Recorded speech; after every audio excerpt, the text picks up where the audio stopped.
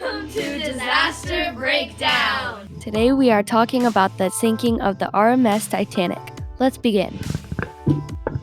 The Titanic sunk on the evening of April 14, 1912, through the early morning of April 15th. The ship had 16 watertight compartments designed to keep it afloat if damaged. This led to the belief that the ship was unsinkable. However, only 4 days into its maiden voyage, the Titanic struck an iceberg near Newfoundland, Canada.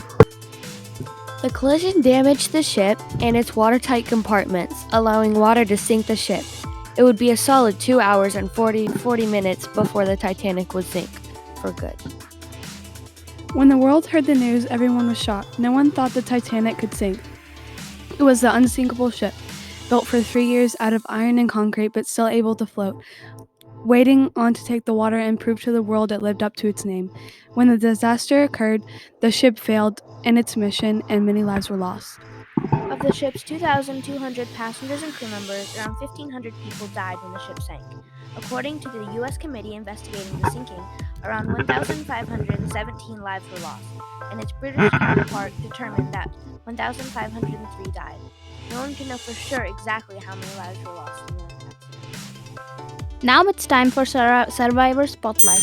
Violet Jessup was an Argentine ocean liner stewardess, memorist, and a nurse who is known for having survived the sinking of the RMS Titanic. In addition, she had been on board RMS Olympic, the eldest of the three sister ships, when it collided in a British warship, HMS Hawake, in 1911. She is often called the Queen of Sinking Ships as well as Miss Unsinkable.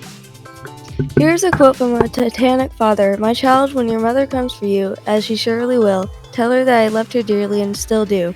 Tell her I expected her to follow us so that we might all live happily together in peace and freedom of the new world."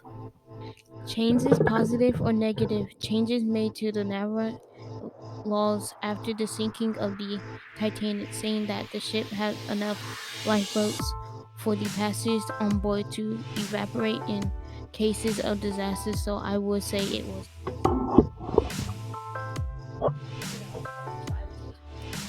positive. Thank you for joining us, and we hope you learned something.